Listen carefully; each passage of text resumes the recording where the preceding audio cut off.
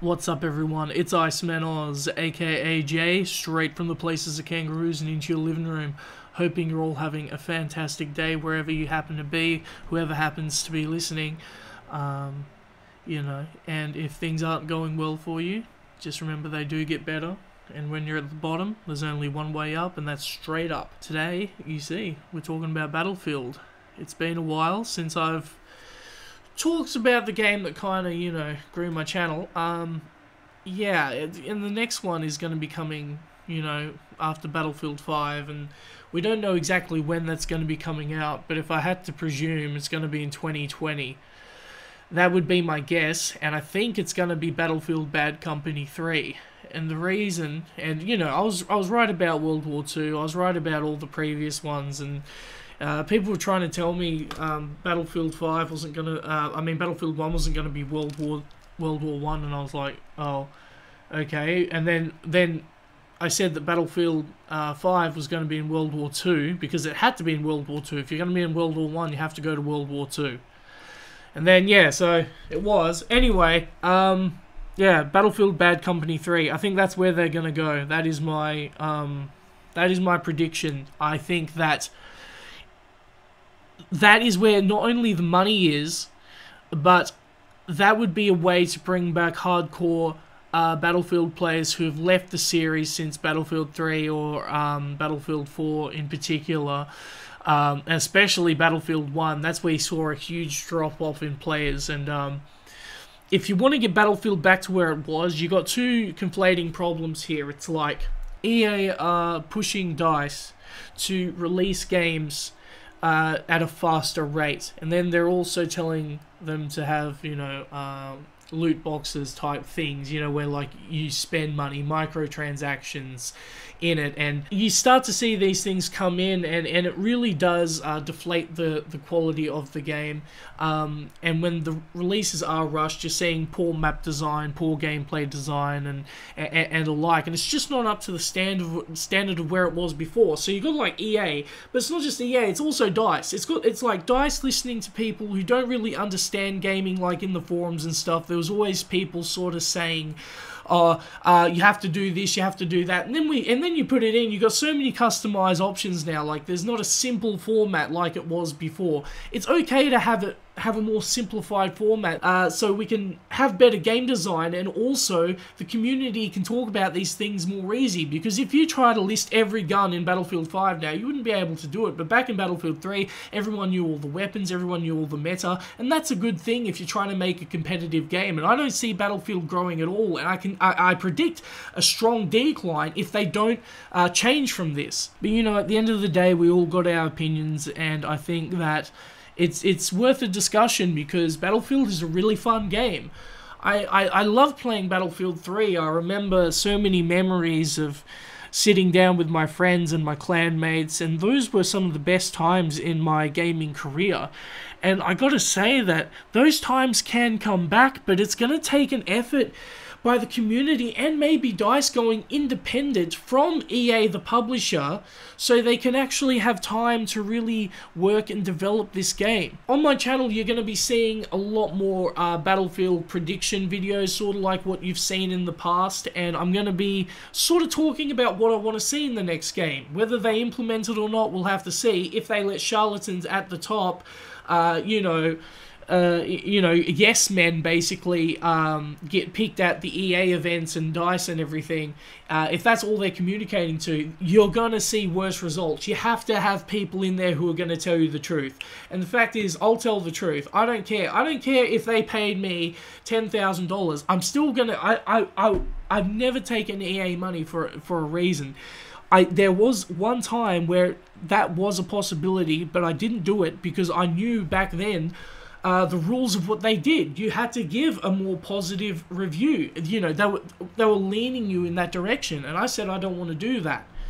But the fact is, people are going to try and defend their purchases, and that's fine. But it's just crazy, man. It's just a crazy time we're in, just to think about where Battlefield was previously and where it is now. Like, I remember every day wanting to get on and play as much as I could, and, you know, just the irregular events of life would get in your way, right? And then you'd finally be able to sit down and play and really enjoy your time.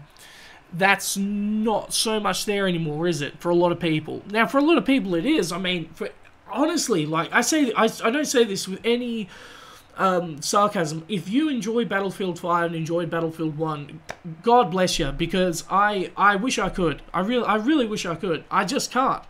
I can't get past a lot of the frustrating aspects of these games, like poor map design, you know, the poor gun battles. There's so many different variances in the meta that need to be changed for it to be a consistent game that you can sit down and predictably play. At least with, like, Call of Duty Black Ops 4, as much as people rag on it, and for the truth, right, there's a lot of crap in Black Ops 4. There really is, but at least there's some sort of structure there that you can sort of follow and build off of. I feel like with Battlefield, there's just so much going on. Like, if you remember some of the best Battlefield maps ever created, let's look back, shall we? Let's take it all the way back. CN Crossing, Battlefield 3, linear map, but it was very precise in what it wanted to do. It funneled players in a direction where it was easy to understand and it was fun to play. We need to go back to more towards that and less towards, like, looking for realism, because that's what the kids in the forums are saying. We need a more realistic Battlefield. No, we need a game. We need a good game, okay? That's what we're playing. We're playing a video game. This isn't a war simulator, okay? So once we understand that, then we can move on to the next stage, right? And then it's like, when we get good gameplay, a smaller meta, better map design, and maybe make less maps. Maybe, you know, not try to force out 20 maps like people are expecting. Maybe make 14 good ones. And that's where we have to sort of understand this, right?